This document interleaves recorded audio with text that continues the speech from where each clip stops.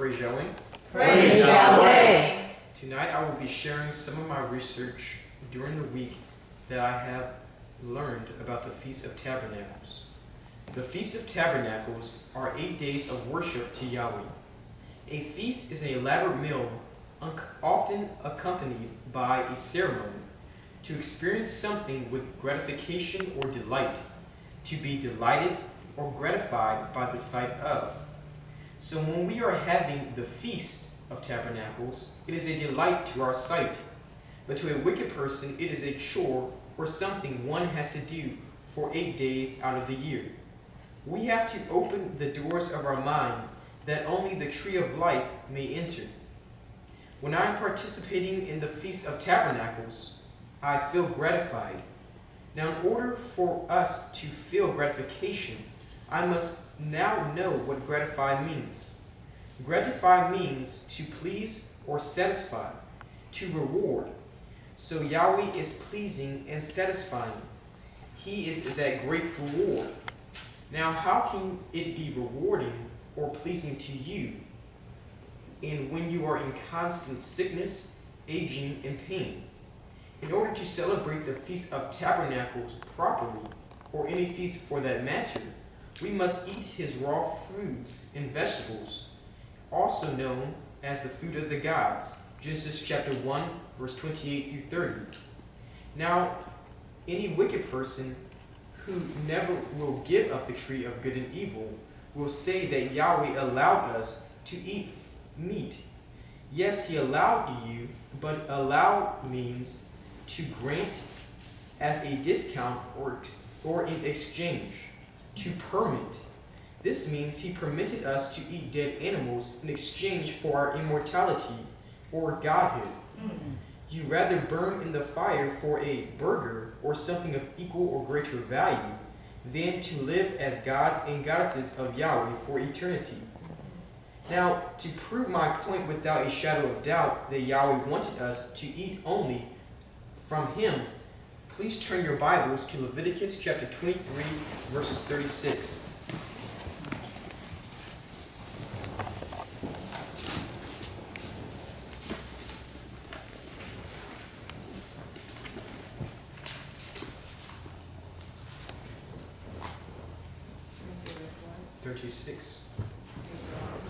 Okay, does everybody have it?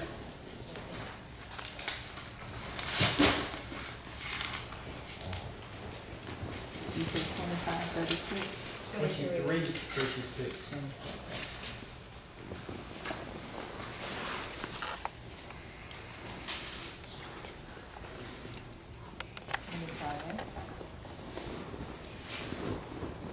Okay, does everybody have it? Yes. Okay. Please read.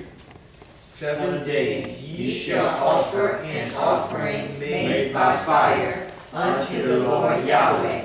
On the 8th day shall be a holy convocation unto you, and ye shall offer an offering made by fire unto the Lord Yahweh. It is a solemn assembly, and ye shall do no servile work therein. Praise Yahweh. Praise Yahweh. Now, so it says, an offering made by fire. What does fire mean? Fire means a severe test, a trial, or torment. That test is giving up a world of evil and taking on the life of Yahweh. Fire also means a fever or bodily inflammation, a disease. We are sacrificing the devil in our mind and the tree of good and evil, which is only ruled by evil. We are offering up the disease in our bodies to Yahweh so that he can heal us. How is that? Well, the only way for Yahweh to heal us is for us to become one with him and put him back in us through the royal law.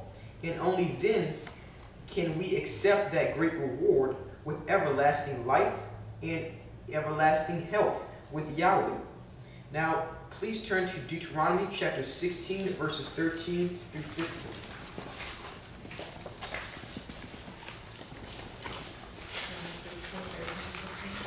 Yes, ma'am.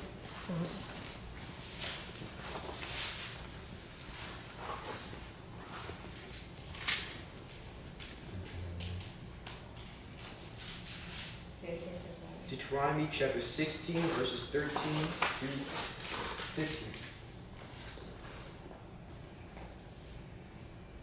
Does everybody have it? Yes, sir. Let's begin.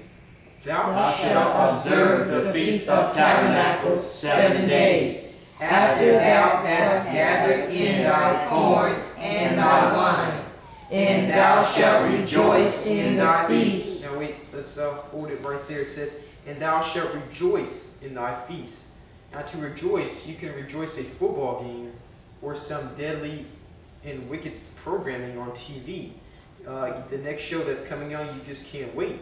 But you really want to wait for Yahweh. You would rather put Yahweh in the back burner, and instead of listening and ingesting Him physically and spiritually, eating Him and listening and taking on His laws, statutes, judgments, and commandments, you want to rejoice that. But when it comes down to feast time, you rather sit there and look around and not really hear Yahweh. You want to sit there and pretend that you're listening. And you may jump around and everything like that, but you're really rejoicing Him within your heart. Now, the only way you can rejoice Yahweh is by eating His raw foods and knowing His laws and statutes. Because if you go to any computer, you may know what's inside the file, but it doesn't matter what you know what's inside there. It's the key to unlock that file, that password. So when we have Yahweh's raw foods, people out there eat raw foods as well, but they don't have the key, that password to unlock our God powers that are locked within us. Because if it was for anybody, the devil would be God, wouldn't he? Because he could eat his raw foods. But not only can you have to eat Yahweh's raw foods, you must be righteous, just, upright, and honest. You must be all these things, and the devil aren't any of these things, and he knows that. So once you take on all Yahweh's moral behavior attributes and characteristics, you become like Yahweh, and you are Yahweh. Praise God.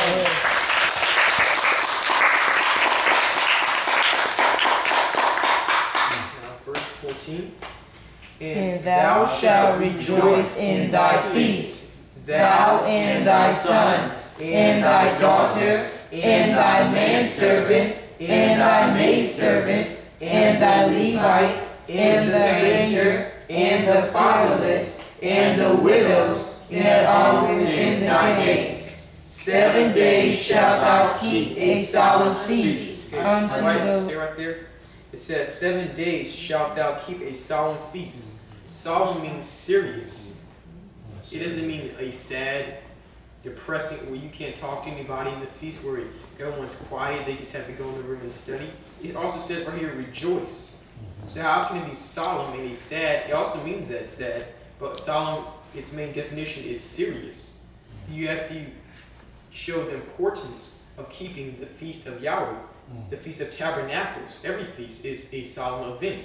It is serious, that from the children, thy maidservant, thy manservant, anybody within your house, within your gates, are to be serious and to take on this. Anybody who doesn't want to follow Yahweh are to leave your gates. They are not to stay within your gates, because it brings on to the curse of you. You no longer get a reward, you take on that curse. Everybody in your house may eat the raw, but one person's eating meat. What does that say? Now, you have anybody there say, oh, I can go ahead and do that, because you have a corruption inside your midst. If you have a bad apple inside a full box of good apples, it's going to start to infect all the other apples.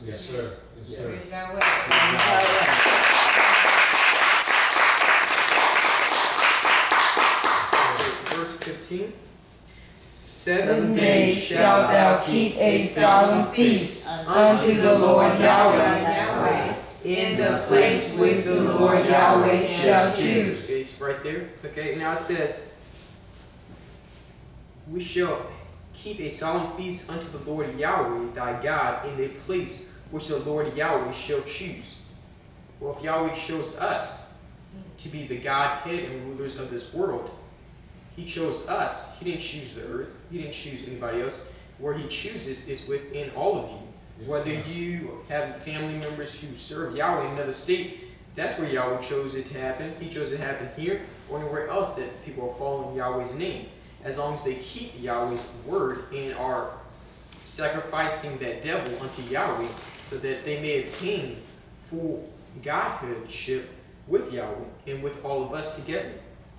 So back to verse 15, and it says, because the Lord thy God Yahweh shall bless thee in all thy increase, and in all thy works of thy hands. Therefore thou shalt surely rejoice. So praise Yahweh. So it says, because the Lord Yahweh shall bless thee.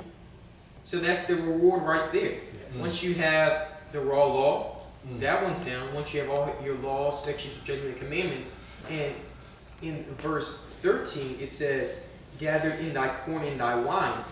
Back then they are gathering in their resources, their money. They're gathering in that corn to sell it. They're gathering in that wine to sell it, so they may take on that money. But we're not eating that physical. We're bringing in the monetary as well as the people into Yahweh. Once you can say that you brought 10 people here, but that one person who was a Godhead person was able to come with us, then Yahweh shall bless you, that you brought one of his Godhead among you. Yes. And it says,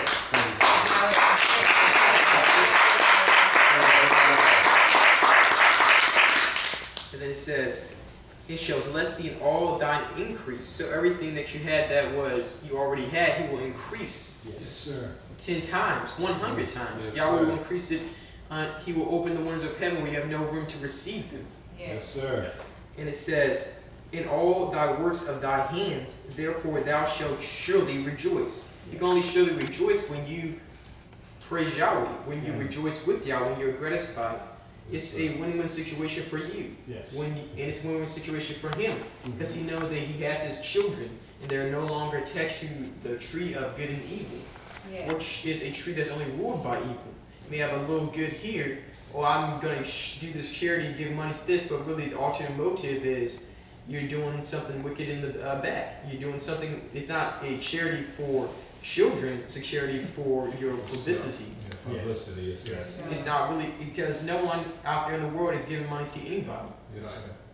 Regardless, big or rich or poor.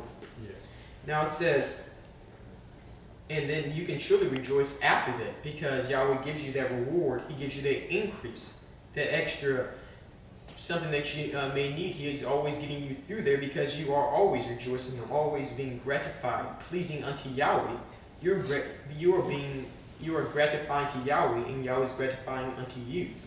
So it is a sync. It is the DNA, the cell. So it's helping. It's a circle. 360 degrees. It's always coming back. Giving back. So praise Yahweh. Praise Yahweh.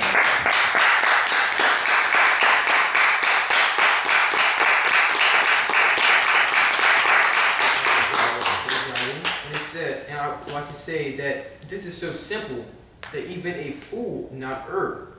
But we must understand we aren't dealing with a fool. We are dealing with the wicked, who will make up any excuse and lie imaginable around. That is why we must build up the kingdom of Yahweh, which can never be destroyed, and let the wicked and the terror stay together and have their place in the fire, which will burn and consume them forever.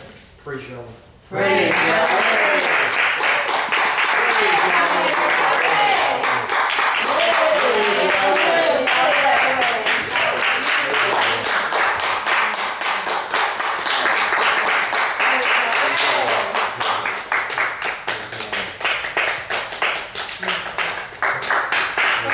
Praise